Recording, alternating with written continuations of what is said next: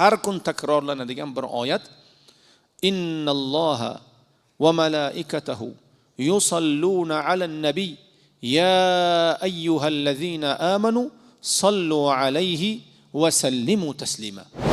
Hazrati payg'ambar alayhisalomning buyukliklarini e'tirof etish, u zotni qilgan xizmatlarini, chekkan zahmatlarini, ummat oldidagi taqdim etgan xizmatlarini anglash, e'tirof etish, u zoti bobarakotni bu qilgan ishlariga olqishlar qilish, maqtov bilan, yaxshilik bilan u zoti bobarakotni zikr qilish.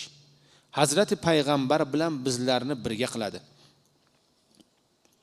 Hazrati payg'ambar alayhissalomni buyukliklarini e'tirof qilgan odam u buyuk zotga ergashadi. Payg'ambar alayhissalotu vassalomning ulug' xizmatlarini e'tirof qilgan odam buyuk xizmatlar qilgan odam oldiga labbay deb turadi. Bularni anglagan odam Hazrati Rasulullohni yaxshilik bilan zikr qiladi, yaxshilik bilan eslaydi, u zotning haqlariga duo qiladi. Alloh taolodan u zot haqlariga kelgan ko'rsatmalarga labbay deb javob beradi.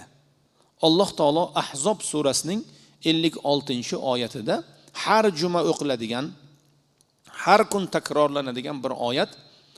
Innalloha va malaikatahu yusalluna alan nabiy ya ayyuhallazina amanu sallu alayhi va sallimu taslima. Alloh va uning farishtalari Nabiy alayhissalomga salovat aytadi. Ey iymon keltirganlar, siz ham unga salovat aytib salom yo'llang deb Alloh marhamat qiladi. Alloh ham salovat aytadi payg'ambar alayhissalomga. Farishtalar ham salovat aytishadi. Mo'min musulmonlar ham salovat aytishadi. Ey banil bashar, ey odamizod, payg'ambaringizni buyukligini tan oling, xizmatlarini e'tirof qiling, u zotni faqat yaxshiliklar bilan eslang deb Alloh subhanahu va taolo marhamat qiladi. Allohning payg'ambarga salovatlari nima degani? Alloh taoloning payg'ambarimizga salovat aytishi, u zotga o'z rahmatini yuborishi, ulug'lashi, maqomlarini ko'tarishi, farishtalar huzurida u kishining sha'nlariga maqtov aytishni anglatadi. Ya'ni Allohning payg'ambarga salovati deganda shuni tushunamizki, Alloh u zotga rahmatini yuboradi, ulug'laydi u zotni, maqtab maqomlarini ko'taradi. Ashhadu an la ilaha illalloh dan keyin ashhadu anna Muhammadar rasululloh ni Alloh taolo aytdi.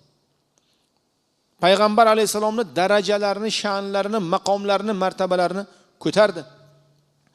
Farishtalar oldida u zotni faqat maqtov so'zlari bilan, chiroyli sifatlari bilan zikr qiladi.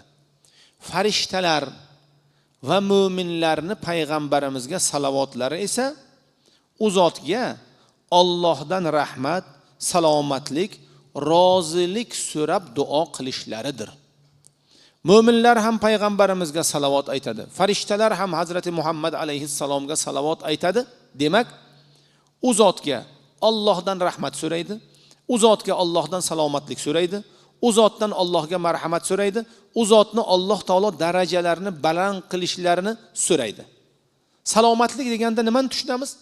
Salomatlik degani bu faqat tani jonning sog'ligi emas. Salomatlik deganda sha'ni obro'ning salomat bo'lishligi, jismu jonning salomat bo'lishligi, hamma narsa salomatlik. Payg'ambar alayhissalomning jismu jonlarining salomat bo'lishligini mu'minlar tuni kun so'raydi. Payg'ambar alayhissalom nima dedilar?